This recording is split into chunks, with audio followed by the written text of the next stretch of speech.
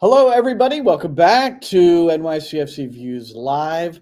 Ref Cam, love it. Leagues Cup, loved part of it.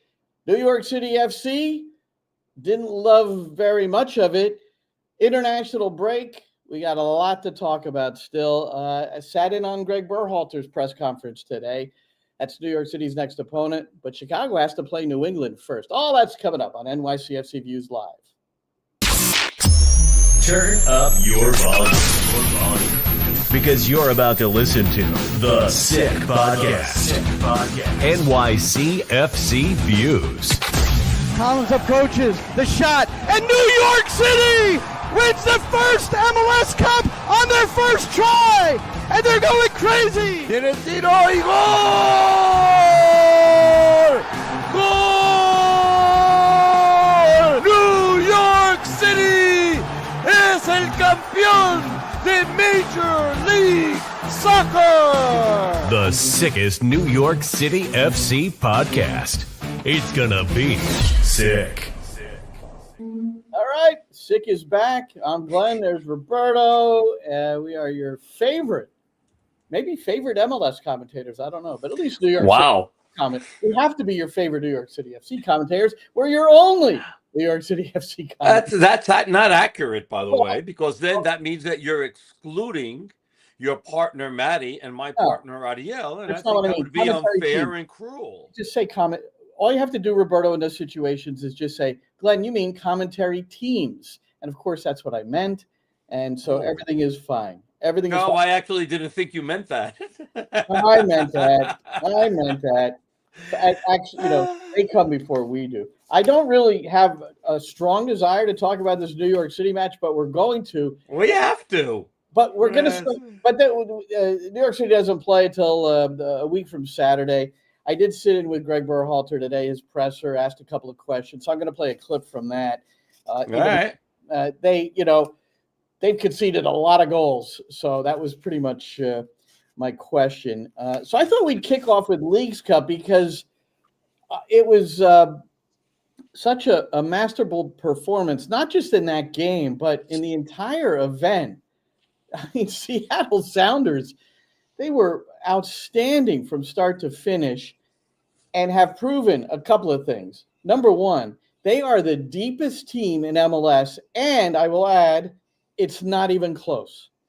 I mean, they're pulling guys out of the academy, out of their Tacoma team, which is the 2 team. I mean, guys are coming from everywhere. I'm not sure if one of the vendors was out there, and Brian Schmetzer knows how to put this team together, and I like to say they won with class. We know what happened post-game. I think the most disappointing part about that whole post-game thing is that fewer people talked about Seattle. They were talking about Suarez, who doesn't deserve our time and never will again. Not in MLS. I don't care. I'm done with Miami. I'm done with them, even though we got to broadcast a game. Yeah, we do. And it'll probably be full at Citi Field, 43,000 fans plus.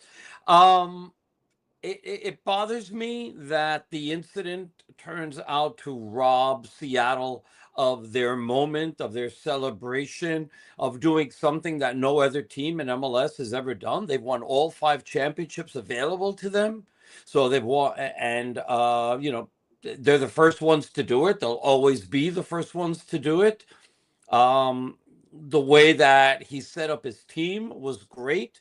And don't let it get lost. The fact that Inter Miami played with in their starting lineup 11 foreigners, while Seattle started 9 players born in the United States, and they still won 3-0 in front of almost 70,000 fans in Seattle.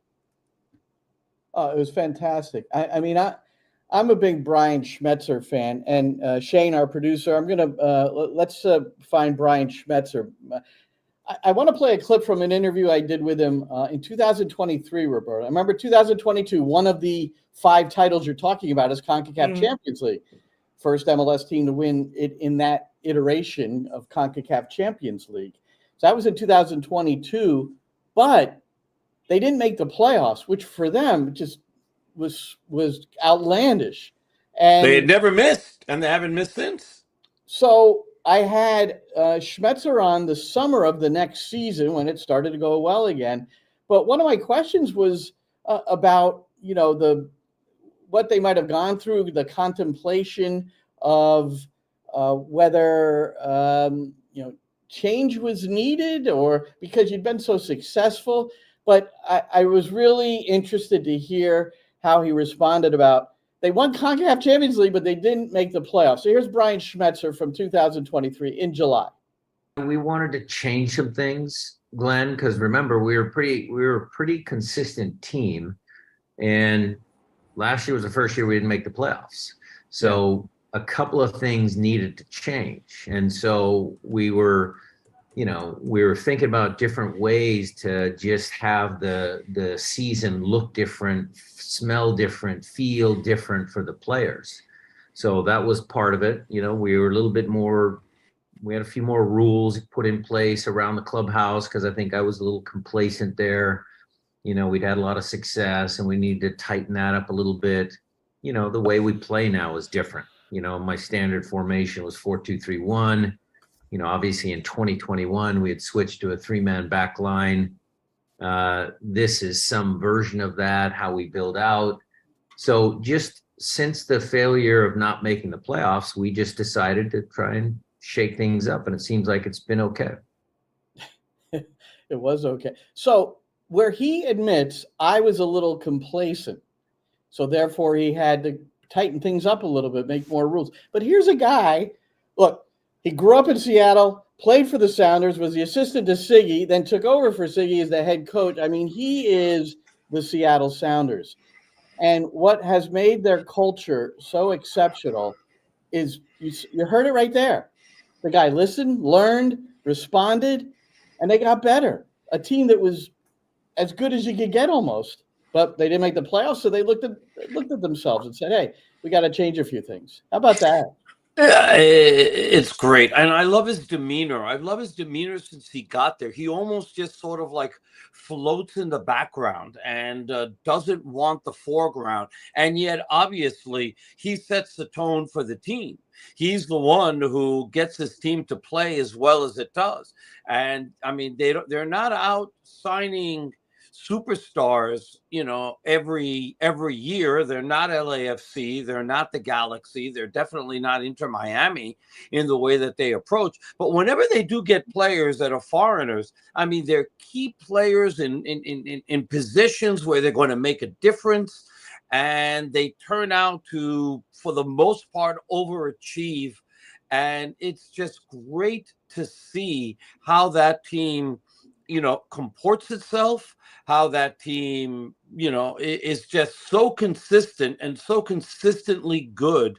I mean, the year that they did win Champions League but didn't make the playoffs, to watch them struggle was just so out of the question, was just so foreign, but you sort of knew that they were going to get it together the next year, because it's very, very hard to be able to compete in Champions Cup, as it's called now, and do very well there, and being able to hold your regular season in MLS together, because the rosters are too small. Yeah, that's been it's very hard. That's a broken record, but it's a true. I mean, it's something you have to look at and discuss, but until the calendar changes, that's always going to be the case. But I don't even know if it's a calendar, Glenn, because I'll say this. You're talking about budget and deep rosters. Yeah, but it's not about the calendar, because if the calendar for MLS changes, it's only going to be worse for teams. And I mean this because now you're talking about that Champions Cup is going to be played at the same time as the end of the regular season and into the playoffs. And so you're going to have to pick your poison of which, what you're going to go for, because you're not really seriously going to be able to challenge for both, playing every 3 days while everybody else is playing every 7. Well, playing every 3 days, that's what New York City's got ahead of them. But before we get to that, I want to, sometimes I work on Pascal questions way ahead. If I think of something, I write it right down. And this Schmetzer thing really has been intriguing me. And because he's the longest serving head coach in MLS, after Vermees got sacked earlier, he became the longest serving coach. And I talked to you about his history of that area. So that culture has been developed. And what I want to ask Pascal is this. In the modern day, professional soccer, whether it's MLS, it's getting a little harder in MLS, but especially overseas, South America, you don't have time to build a culture if you're a coach. There's no time, because if it's not going well in a certain period of time, you're out. And I think that's a conundrum. And I think any program that, I remember Ronnie Dyla saying it's going to take him 4 to 5 years. I'll never forget. He said, and this was the preseason after winning MLS Cup. He said, I can't believe it, because building something like this takes time. But then he left. So, I mean, managers leave on their own accord. Yeah. Where goes the culture? I don't know if it does. Look, I understand that it takes time. I don't think it takes 4 to 5 years to be able to build a team into a championship team. No, I didn't say that. I didn't say that. I said build a culture. Okay, then explain, because that. This New York City team, and it's not fair to think that Pascal Janssen will have how he wants his culture developed. It's not fair. It's too early in his regime. If New York City he doesn't have all the players that he would probably if want. New York City had a culture, right, and an identity, which I don't think they have that yet, and the new manager hasn't had enough time, what happened against DC United would not have happened. That's my claim, and that's what I'm going to bring up to him, because I think it's an important question. That's fine. My point being that, listening to what you said about Dyla, and he's saying that it takes 4 or 5 years to build a culture, I think that is way too. If you need that long to build a culture, that's too long. Nobody gets that level of time. Nobody gets that time. Well, but I am telling you, Brian Schmetzer got that time. He had the culture built before 5 years, Glenn. Let's come on. He did it. It didn't take him 5 years to build the culture. It's deeper than what we're talking about. It's internal leadership. How do you develop internal leaders? You do it over time. What happens? They pass the baton. Read about the All Blacks, the New Zealand national team. They have different players in all the time. Nothing changes. Yeah, Nothing I get it. changes, and you can't do it in 1 or 2 years. I am telling you. And the coaches that get it done, it's exceptional. And you might have the blend of players where it can work, but it will not sustain. How many programs have sustained? Look at Atlanta United. What happened to them? Well, if Tata Martino hadn't quit after 2018, maybe it would still be going. And they were building something, right? The day before the game, you were there with me, I think, when we were at the Atlanta training facility watching them train, and they were playing 8 aside, and the fullbacks were playing the strikers. And they were having a grand old time the day before a game, like just goofing around, no set pieces, nothing. That was their best year ever.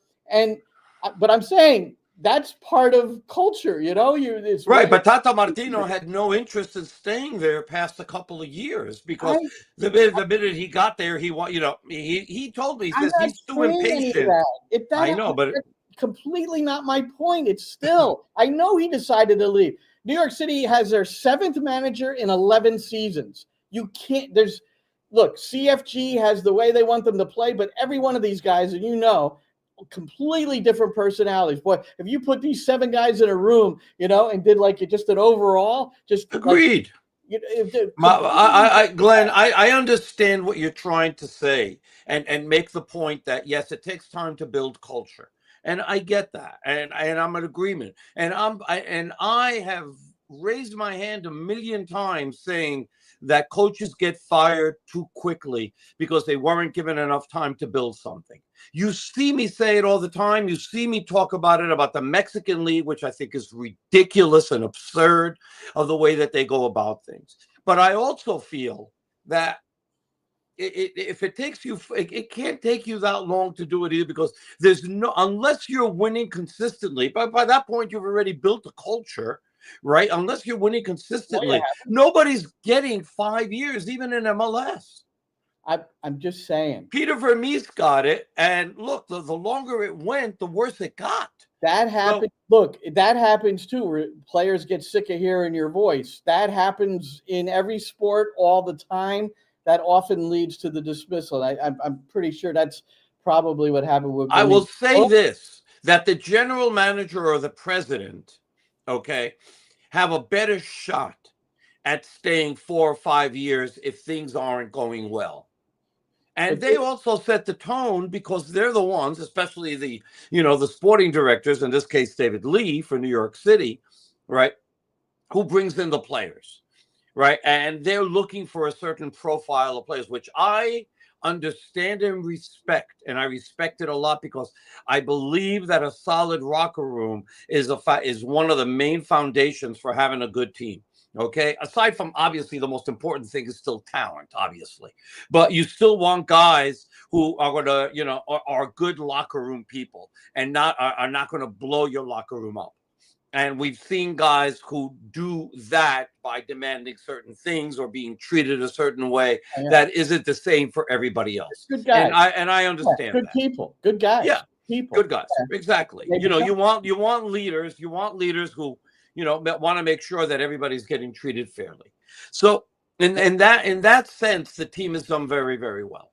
But general managers, my point being, general managers have a better shot at staying for that 5 years that Ronnie Dyler was talking about, rather than managers do. That's all. Just what he said and I was kind of shocked when he said it too, other than understanding.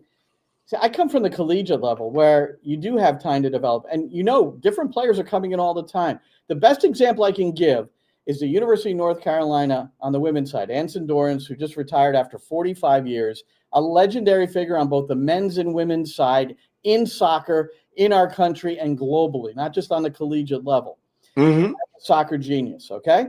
Yes. So what I remember saying this to Anson once, because what happened, and this is how I'll harken back to this DC United 2-1 win over New York City, is that when North Carolina, 21 national championships, by the way, North Carolina, when they were supposed to beat a team 3-0, they beat them 5-0. When it was supposed to be a tight competitive game, they won 3-0. Because that was their cult. Nothing else was accepted but that sort of effort and energy. And the leadership, he developed that in the spring with his team because you didn't have as many hours. You were allowed to be on the field with them. And then just carried over. And freshmen came into the program, and the juniors and seniors led them, not Anson Dorrance. And this is what I mean about internal leadership. So New York City has Thiago Martins. They have Maxi Morales. Those are the two that come to mind. Matt Freese is getting there. So, but what stranglehold do they have on this group right now? And you are right. It's a good locker room. You can tell. And they've done a good job. Mm-hmm. But I'm going to claim there's not a culture. There's not an identity with the New York City Football Club yet. If there were, DC United wouldn't have happened. I'm at a loss to try to explain why they wound up losing that game. But at the same time, I mean, you and I talked about it with Pascal and with O'Neill the Thursday before the game, because we were talking about, wow, this is a classic trap game. And we talked about it, after winning all these tough games in tough places against really, really good teams, you're playing the only team in the league that has been eliminated from the playoffs. This is the team that you have to beat, right? And that this is like a no-brainer you've got to beat. And I know that they got a new coach and that things have gotten better since he got there. They haven't lost and all that.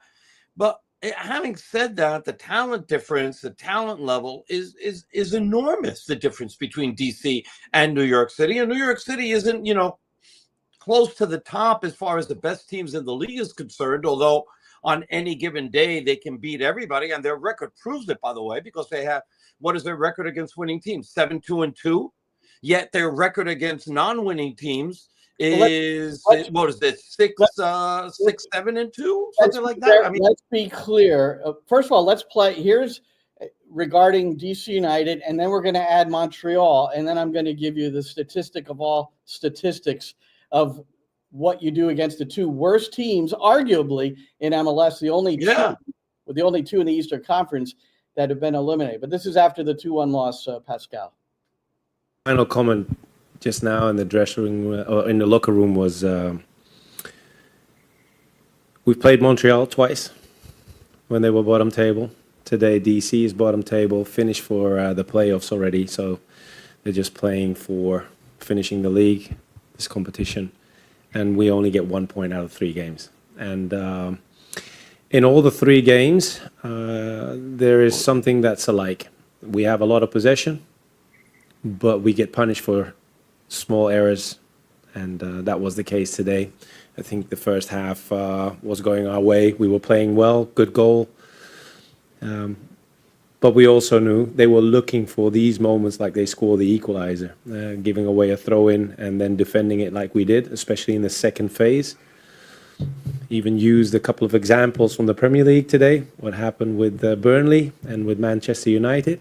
But very unfortunate, but it says a lot about our attacking play today. So that was Kyle Walker for Burnley. Long throw, goal scored on the second ball, which is how it often is off a throw. And I'm going to get to that in a minute, too. And that made it 2-2. Manchester United got a late penalty. Bruno Fernandes scored, and Manchester United ended up escaping 3-2. But listen, let me just finish. So against Montreal and DC United, the record this year, the two arguably worst teams in the league, or at least in the Eastern Conference, no wins, 3 losses, 1 tie. Between them, they each have 5 wins, Roberto. Montreal has 5. DC United now has 5. 30% of their victories have come against the New York City Football Club. So it's stark that these games, they aren't quite certain how to prepare for them. And I'm going to say it's up here in the noggin more than at the feet. It's really stunning that they've lost, that they've dropped 11 out of 12 points against the worst 2 teams in the league, or at least the Eastern Conference.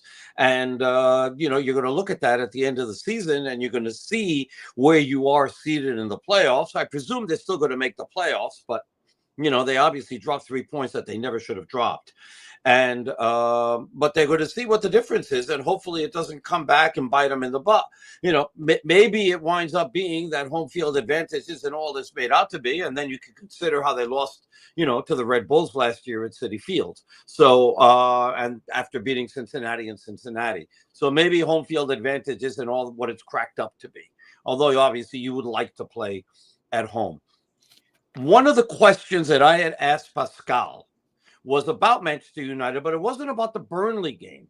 It was about the Carabao Cup game that they lost against a 6th division team, 5th division. I forget who it was, right? Plymouth Argyle? Is that who? No, it wasn't even Plymouth Argyle. It was a team I'd never heard of before. Okay, I can't remember who it is. Maybe in the comments, some of the guys here will chime in and who it is, but you'll get my point on this, right? Obviously, it's a 5th division team. They played a lot of their starters, but not all their starters. But yet, it's Manchester United against a team of pub players, basically, and they wound up being down 2-0. They came back, they tied, and they wound up losing on penalty kicks. And it had just happened. And I asked Pascal, Glenn, you were in the room. And I said, Pascal, obviously it's hard to make like an equal for equal comparison. But here's the team in Manchester United that absolutely should beat a team in the 5th division in England, right? How do you show this to your players and make sure that this doesn't happen against DC United, who obviously, is a lot closer to New York City in talent versus what they were? But you understand what I'm trying to say here, right? Is that, this is a team that you've got to beat, and this is a team that you've got to beat. And I asked him about that.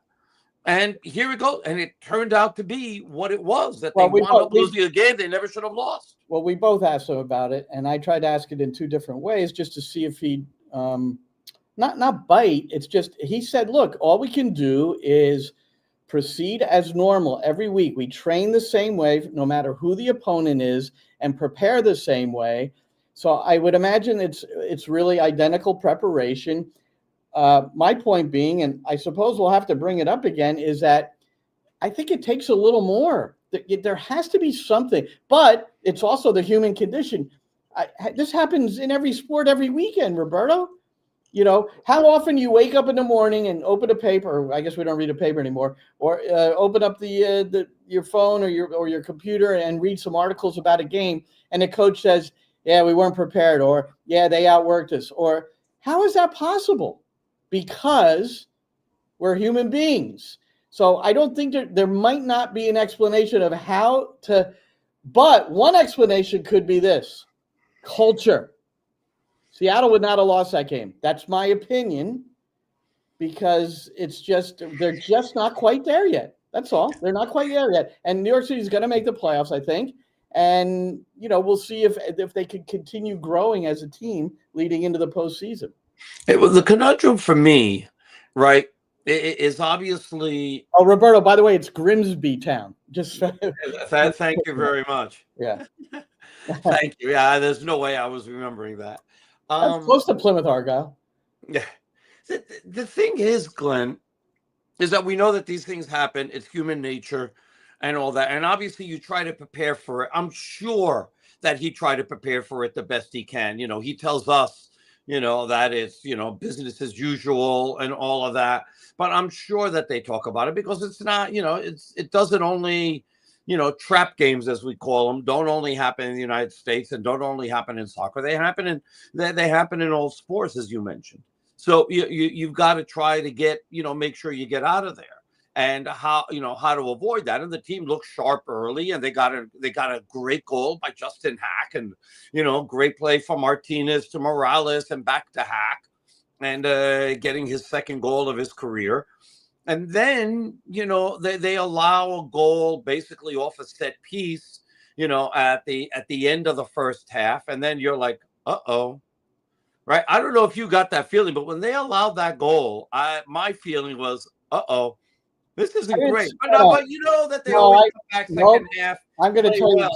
I'm going to tell you exactly what I felt at that moment. It was off of a throw-in, and this is also in my notes to ask Pascal. Long throws at Yankee Stadium and Citi Field. Which players can you put in an off-season strength program where they don't lose flexibility but gain length on their throw-ins? You got one more season in these 70-yard wide fields. Why not take advantage? Like, how many opponents have come in and they're whipping the ball in? Philadelphia, it's coming from both sides. Minnesota, it's coming from both sides. Yeah. And here, the equalizer is off a throw-in. And Benteke was being challenged on the throw. And I think Tavon Gray accidentally headed it, but Benteke was there. He altered whatever Gray was trying to do, and then it pops to the top of the box. Long throw, Yankee Stadium. I don't get it. I bet you there's somebody on there. Now, they might not be in your 11. Maybe you don't want to put somebody out there that, is your 18th player just because they could throw the ball in. But anyway. But you work on strength and conditioning for Gray and for O'Toole, who are the ones who take all the throw-ins. And Gray seems and like a real flexible president. Gray looks like a real flexible athlete, and it does take flexibility, man. It's like gymnasts are some of the best throw-in takers or long throw. Because there's a lot of torque in that, and you've got to arch your back, and it's just not with your arms. It's not just about arm strength. It's about it. There's a lot that goes into it. It's in your legs as well. And I also told Pascal last time we talked about it, I said, I know a throwing coach. He worked with Jurgen Klopp at Liverpool, and he increased the distance of the two fullbacks for Liverpool by about 5 meters. Now, again, that's pretty good. Yankee Stadium, 70 yards wide. I mean, now you've got Alexander-Arnold, and who's the Scottish guy on the other side? I'm forgetting his name. That's terrible. But anyway, those guys are now whipping the ball in. Well, except that Arnold is no longer at Liverpool. So no, but back when this guy was working with Klopp. Yes, I get it. Neither is Klopp. Neither is Klopp. All right, we can't leave this alone. So I'm going to go back to Miami. I don't know if you read Kyle Bond. He's a very good soccer guy, and he writes for the Sporting News. and he I do. He really thinks of the game as a coach, but he wrote an article post game after, Suarez spitting, Busquets punching, Falcone strangling, Choking. and Jesus. so the headline of his article is Messi has lost control of Inter Miami buddies. And I have to tell you, I couldn't agree more. And it was really unfortunate. And the thing I want to make sure everyone doesn't forget is that the Miami-New York City match, Messi grabbed the back of Mehdi Belushi's neck. You remember that? Yeah. When they were walking at halftime, when they were walking back at Mehdi halftime. didn't retaliate or anything, but Yeah. this is I'm so disappointed in Busquets, Roberto, because I'm a number 6 guy. I like the midfielders. He was the great quarterback of all time as a midfielder, and he's past his prime, and he's a defensive liability. He can still make the good feathery pass and connect and things. But man, and this has happened his 2 years with the club. Is it 2 or 3 now? Yeah, 23, third year. Yeah.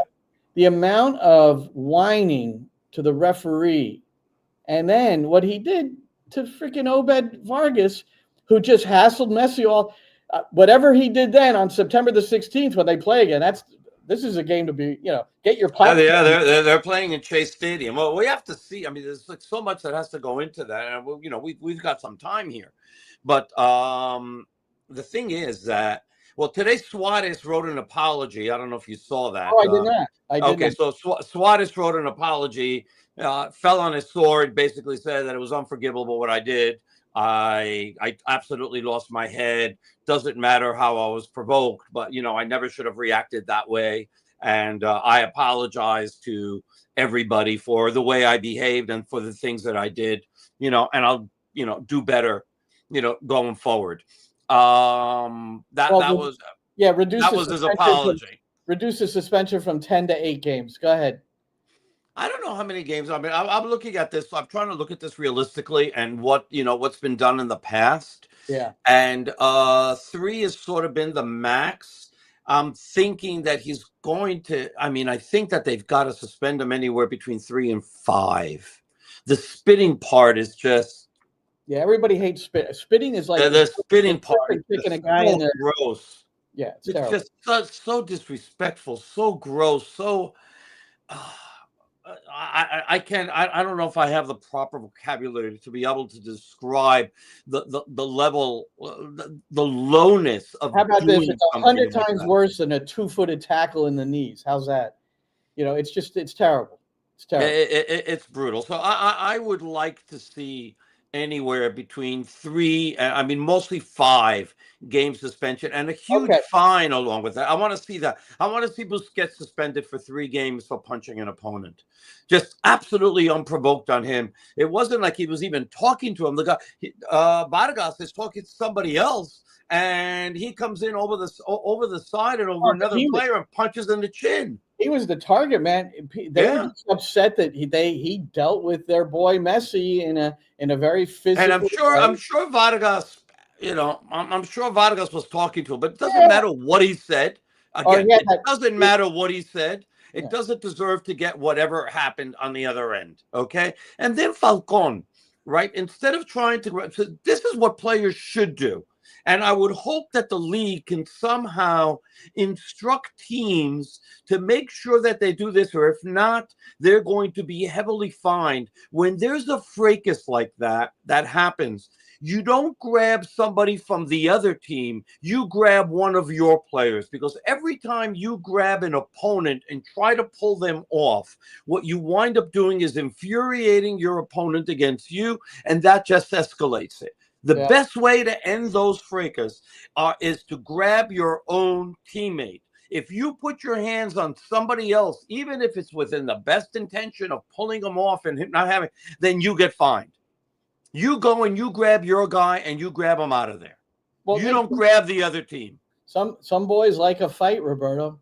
Well, they'll let them pay with their wallets. They will. Falcone likes a fight. I haven't seen him. I haven't seen him play enough throughout his career to know exactly the kind of guy he is, but he's a guy that, all right, let's go, man. And he'd rather go at it than try to separate. That's the impression I got. So all these guys need to be. They need to be made an example of that. This isn't correct. Now, the league so far hasn't done a thing, right? It's silence right now. But Inter Miami doesn't play till next week. Seattle doesn't play till next week. So I guess they have a little time. But they've got to make a decision within enough time so both teams can prepare for what is coming, right? Because it's unfair to Seattle to try to prepare for the game thinking, well, we might play against Falcon and against Busquets and against Suarez. And then all of a sudden, if they pull the rug out from under them on Friday after, for a Saturday game, they got to rethink everything. And that's not fair. There's got to be enough time for Miami to be able to prepare for the game and for Seattle to be able to prepare for the game. All right. So I want it done, but I want to see exemplary punishments, that this is no joke and that this is absolutely unacceptable. Okay. Unacceptable. But the important thing to also say is that, because a lot of people have asked, well, it's Leagues Cup, and, if they're suspended for next year's Leagues Cup, which we don't even know will exist in the World Cup year, those guys are going to be long gone anyway. But there is precedent that MLS will take charge of something outside. Here's who I feel sorry for, Roberto, okay? I'm going to read a list of names. Victor Pastora, Giuseppe DiPaolo, Chris Nurse, Ben Applefield, Daniel Godoy, Gibran Tevar, Julius James, and Diego Garcia. You know who they are? Is that the Seattle staff? Nope, that's the academy staff for Inter Miami that are dealing with U12s through U19s. And look what this is the example they have. So what do you do with these guys? How do you approach them about this? And that's their role model. And I would say that with any club, that how you comport yourself is a direct reflection of the overall program. And you do have 12-year-olds. Some of clubs, they intermingle with the academy because everything's in the same location. They have lunch with them. They're part of the overall team. So that's who I feel sorry for. And I would love. I would hope that David Beckham and the Mas brothers, okay, go to Luis Suarez, go to Falcon, go to Busquets, and have them talk to the kids and say, what we did is absolutely wrong, and this is something we're embarrassed about, and this is something that you cannot imitate. Those players have to stand up in front of those kids and say, we screwed up, learn from our mistakes, don't do this. Perfect. They have to do it, because it doesn't matter how many times the coaches say it, it isn't going to matter. Now, the other thing that was interesting is that I was glad to see that most of the team and Messi stayed out on the field to watch Seattle get their medals and for their celebration. I thought that was good. But I want to just also talk about how well Seattle played and, everything that they did, from how quickly they sold out the stadium. They got almost 70,000 fans there. The jersey exchange was fantastic. What a great idea to do that. Bring in your Messi jersey, and we're going to give you a Paul Rothrock jersey. And then Rothrock scores the third goal to seal the game. I mean, how great is that? It was a great day. It was a great day. It's a great day.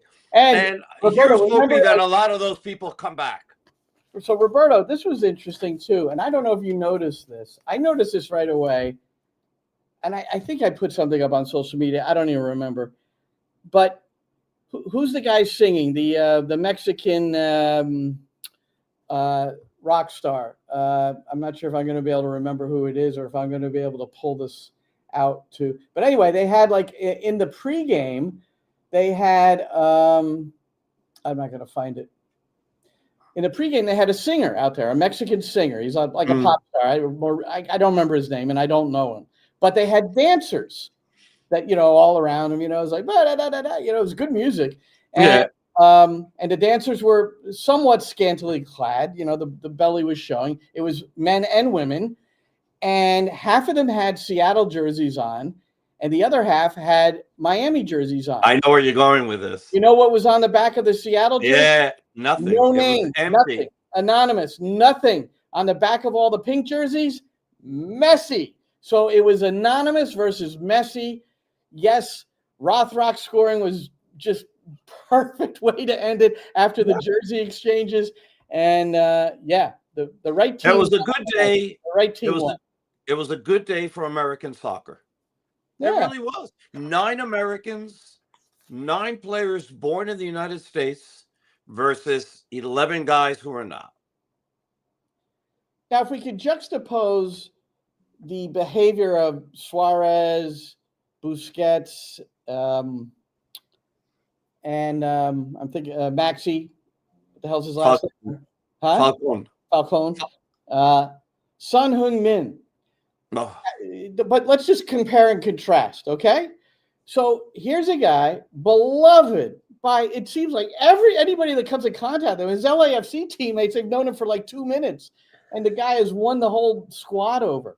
And he had a good chance to score 2 or 3 goals the other night. But what a great game! LAFC at home. It was his first home game for Son. San Diego comes back in the second half and wins it. How about San Diego, man?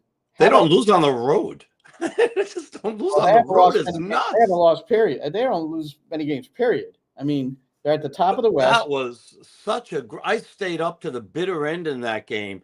And I mean, I think at like close to 2 a.m, I'm tweeting, everybody who might be up, go watch the end of this. This is nuts. It was such a fun game. It really was.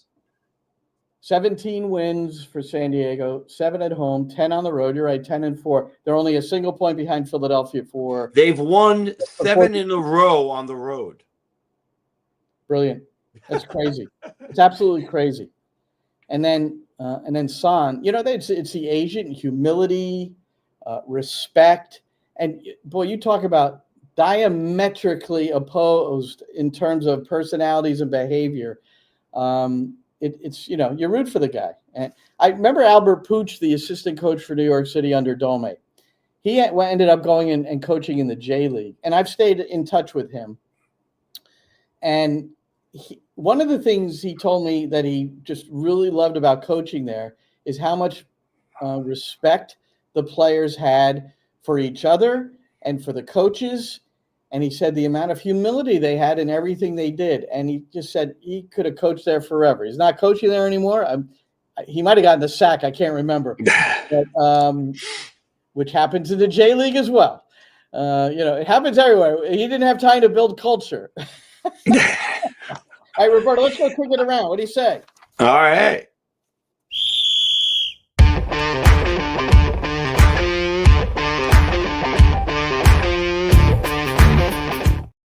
Greg Berhalter did speak today. That's New York City's next opponent. He's going up against Caleb Porter, who coached his kid, Sebastian Berhalter, a little bit in Columbus. So there's a connection here.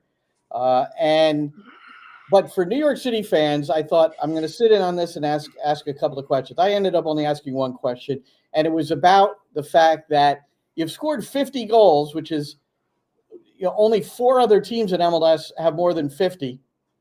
You've conceded 48. Only 7 MLS teams have conceded more. So what's going on here? So here's what he said. Well, you know, I think it's more about, you know, there's 2 outlier games when you look at Philly and Nashville, right? That hurt us. We also had the DC where we won 7-1. But what I'd say is, you know, defensively we haven't been good enough this entire year, and that's why you're seeing that number.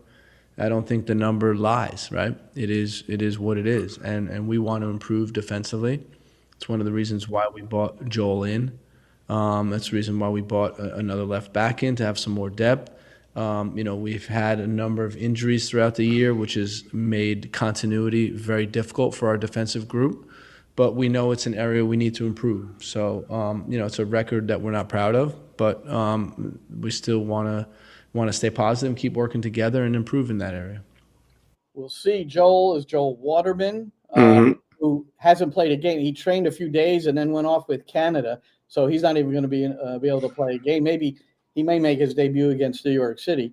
And then the young left back, Victor Radojevic. So I don't know anything about him. I think he's like 21 years old, but he's going to give competition to Andrew Gutmann. He mentioned Philadelphia and Nashville as outliers. That was Nashville. Remember, B.J. Callahan beat his mentor 7-2. Yes. And then the most recent game that Chicago played, they lost to Philadelphia 4-0 in Chester. And then the DCU game, the DC United game he's talking about, coming off of the New York City game, they beat DC United 7-1 on the road. Yeah. City Field, 7-1. Yeah. That's why that defeat hurts. God, yeah. Those 4 defeats, 3 defeats and a tie, 11 points wasted. And it's tough. And Roberto is good, and you gave the record of New York City how well they do against the better teams, the top 5, the better teams in the league versus the bottom dwellers. Chicago is 1-6-1 in their last 13 games against top 5 teams in either conference, while they're 3-1-1 against the rest of the pack.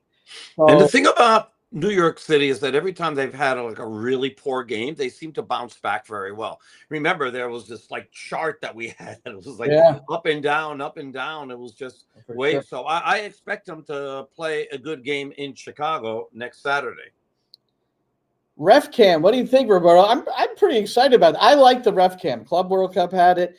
So when the San Jose Earthquakes host LAFC on September 13th, that's the same night New York City will be in Chicago. It's going to debut in MLS. The old Ref Cam, they put a camera right on the chest, and you get to see all the movements. I think it's pretty cool. What the heck? I forget what the name of the movie was. That was all shot with one camera, and it was I didn't see it. I just saw the it was a horror previews movie. for. Yeah, it was a horror movie. There, I guess there was some invasion and all that, and it was all shaking, and everybody was throwing up in the theaters. Yeah, that's what I think about the Ref Cam. I'm not a fan. It's I don't. If we gain something out of it, an understanding of why a play was called that the regular field cameras doesn't give you, then I'll take that, right? Then I'll take that as, okay, this is a positive. But for the most part, this is what you see. No, there's an easy answer to this, I think, if I'm the director of the broadcast. Don't overuse it. You can use it at times when it's not just to see a particular call and see if VAR can get a better view of it. Yeah. But maybe you're getting a view of a golazo, from 25 yards, and the referee happens to be right behind the shooter, and you see an arrow into the upper right corner or something. 100%. Just but be you know what winds up happening? in how you use it. That's all. 100%. And I agree with you 100% there. And what I think about these things is that you only use it if you need it. But what winds up happening is that these directors have these toys, and they have sometimes they have orders. By the way, we spent X amount of money on this. We got to find a way to get it in there. And so they wind up overusing it, and it winds up being a gimmick. If you could find a way to use it properly, that is going to give you something that you normally wouldn't have in a broadcast, then fine. Then do that. But otherwise, if it's just going to use it as a gimmick, then don't. Okay. I think that's just what I said in many fewer words. Now, the other thing I'm agreeing with you, Glenn. Thank you. You could have done it in fewer words. I need my time too, and just as an aside, the Leagues Cup final, Seattle, Miami. Directing. I've never done it. I've directed a 3-camera shoot in a studio in an interview format, so that's nothing compared to a sporting event. But there were at least 3 occasions where they went to a replay and missed the beginning of the next play, including one that was a shot on goal. So you got to be really careful with that stuff too. Anyway, 100%. let's close it with this. World Cup tickets. They go on sale next Wednesday, Roberto. Aren't you excited? Not all of them, but some of them. If you have a Visa credit card and you've signed up on something called FIFA ID, it's a link, so you go find it. You have to sign up, and you have a Visa credit card. If you have anything else, you can't get into the first phase of getting tickets. This is incredible, seriously. But 11 a.m. Eastern, September the 10th, Visa card holders who are registered can enter a pre-sale draw. All right? It's a draw. You're not even guaranteed tickets. And the And the tickets are ridiculously expensive too. Well, the cheapest ticket apparently for the group stage is $60. So, which is not cheap, but it's cheaper $60 I could do. I could do $60. You know, you can't do the 6,700 for the final. No. Oh gosh! But here's the kicker on all this. Like, you're going to be buying tickets and you have no idea what teams are playing. Really? Yeah, there's that too. Because I don't know what you're going to wind up doing when you want to follow either the U.S. national team or you want to follow Argentina or Mexico. And I don't know. I don't even know how it works. I got dizzy just like seeing the first, instructions on it. I was like, screw it. I better get a press pass. Before we go, because I know you wanted to close out the show and we're closing in on an hour, we got to talk.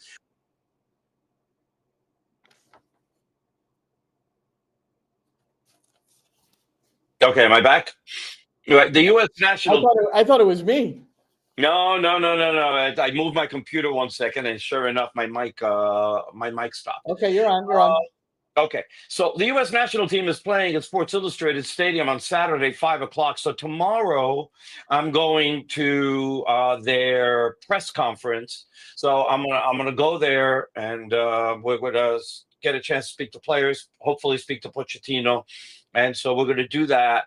My good friend and your friend, Mike Loitala from Soccer America is in town, and I'm going to be driving him out there. So out in Morristown. So we'll be there covering, and then I'll be at the game on Saturday, which starts at 5:00. I'll see you then. See you then. All right. You got your press pass? Yeah. Awesome. I mean, I don't know what's going on with tickets. I didn't see if when the tickets first went on sale, if they were at a certain price, and the only thing that's left is now what it is. But right now, the only tickets available are somewhere between $170 and $185. And, they're not exactly good tickets either. Well, there are no bad tickets at Sports Illustrated Stadium, to be honest. It's such a great arena. It really is. But I mean, that's a lot of money. And I know that part of the reason is because Hyun-Min Son is going to be there. And that in Fort Lee, in that area in Fort Lee, that's all South Korean. I mean, that whole area is South Korea. And they're going to have a massive following, probably a larger following than the U.S. national team will have in Red Bull Arena or Sports Illustrated Stadium. Oh, they're used to that. Costa Rica, that's one I remember vividly. No, Costa Rica. I was there at the Costa Rica game. 70-30. It was 70-30. 70-30 for the U.S. 70-30 for the U.S. I was at the game 100%. I was at the game too, so we'll just have to agree to disagree. Costa Rica, you were sitting. Well, they made a lot more noise. I'm talking noise. Well, that's right. Oh, but it was 70-30 as far as how many fans were there. But that 30% made a lot more noise than the 70. That's for sure. But then again, they had a lot more to cheer about because the U.S. crapped the game away. Yeah, that was the 2-1 game, right? I think so. Like two horrific mistakes, if I remember properly. Well, boy, that's a long time ago, huh? That's a couple of coaches ago, or is it just one coach ago? And that was for the 2018. That was for the 2018 World Cup. That was one of the games that they lost. It wound up costing them getting into the World Cup in 2018. Yeah. All right. Well, enjoy that, Roberto. I'll see you then. We have nothing to report as far as our broadcast. We'll get back to you next week on that. We'll be in Chicago next weekend, hopefully at the hotel near the All the same stuff. near the Buddy Guy Blues Club. I Yes. always like to take advantage of taking my computer there and studying while listening to the blues. Isn't that nice? We did that last time. Yeah. We did that last time, and I'm looking forward. I may have to work on my pool game, but Mehdi Bellucci and I have been, talking at each other about playing a match there. So there is a pool table. It used to be in the lobby. Now they've put it in the basement, but there is a pool table there, and Mehdi and I may have to go and play a series up to 6. Well, speaking of Belushi, Shane, before we go, put this picture up. Belushi with a little wingert action and a little Herc Gomez at the U.S. Open. There they are. And Herc posted this because it was $50 for a lobster roll and chips. I went last Friday. Did I tell you the story? What happened? No. Okay, so I'll be quick. We decided like 3 or 4 days before Friday that we're going to go to the U.S. Open because it was Eddie's birthday. It's his 19th birthday. And so we decided we're going to go and do that on his birthday. So my ex-wife said she found tickets, and they were like $205 a seat. And I was like, and it was like second row. It was like second deck, first row, in the corner. And I was like, that's great. Don't think about it. Get him. Just get him. And she did. And so Djokovic was playing and Townsend was playing that night at Ash. And we were really excited to go see that. We get there 45 minutes early, have a drink, have some food, get online, get to Ash. And we walk up and the guy looks at our tickets and scans and then scans again. And he goes, oh, these tickets aren't for Ash. Like, what? Oh, I thought tickets are not for Ash. And I'm like, well, oh my! And I didn't know it says there for Armstrong, and I don't know that Armstrong is playing. I'm thinking for a second with our luck. Yeah, well, if you run there now, you might catch the last 3 games of the third set or something like that. And I'm like, But as it turned out, he said, nah, don't worry. He said, you actually have really, really good games at Ash. So I'd rather at Armstrong. So we got to see, so we went there, we felt better about the whole situation. And we got to see the women's number 1, which is Sabalenka. And she was playing the Canadian woman, what's her name? Fernandez. And so that turned out to be okay. Good match, first set. Sabalenka won easy. Second set was a tiebreaker. And then we got to see Taylor Fritz, who's the number 1 American player, and he won in 4 sets. So we got to see, 2 really good matches. Got there at 7, right? Started at 7, didn't end till after midnight, and we had a good time. We did wind up having a good time. But when they scanned, and I'm sorry, these tickets aren't for Ash, we were just like crestfallen. You could just like see, visibly, all 3 of us were like, oh no. $615 for tickets is, not cheap. And then Eddie bought a ball. He bought one of those huge tennis balls. They're up to $50 now. I've never seen a huge tennis ball, but it's between that or the lobster roll. You had to choose one or the other. So there you go. I think, no, I don't think we chose. I think Brenda wound up with the lobster roll. She did buy the lobster roll. Well, that stuff is. I had one slice of his small little 4-slice pizza thing. That was my food.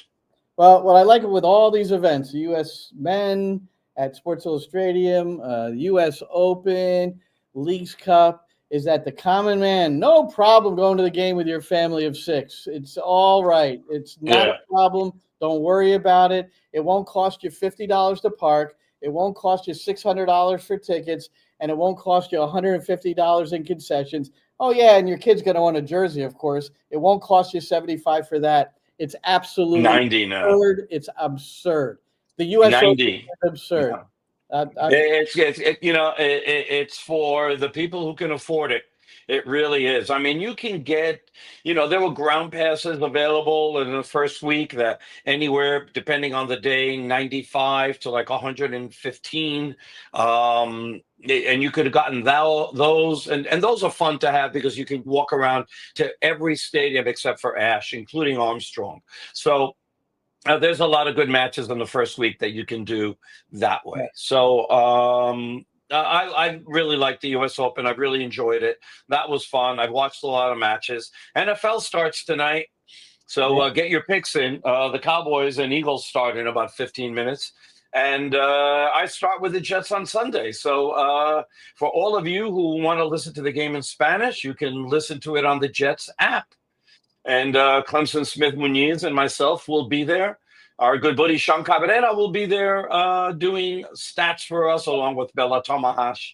So we'll all be there at MetLife for the Jets and the Steelers. Interesting point on that. Justin Fields started for the Steelers last year and played the Jets. Aaron Rodgers played for the Jets against the Steelers. Now they're both reversing. That is interesting. And well, as a Jet fan since 1964. I'm sorry. I know. All right, let's get out of here. Thanks for joining us tonight, and we'll be talking to you again soon. For Roberto, I'm Glenn. Thanks, Shane. NYCFC Views Live. And that's a wrap. Hope you don't miss us too much until next time. Follow the Sick Podcast NYCFC Views on YouTube, Instagram, Facebook, Google Play, and Apple Podcasts.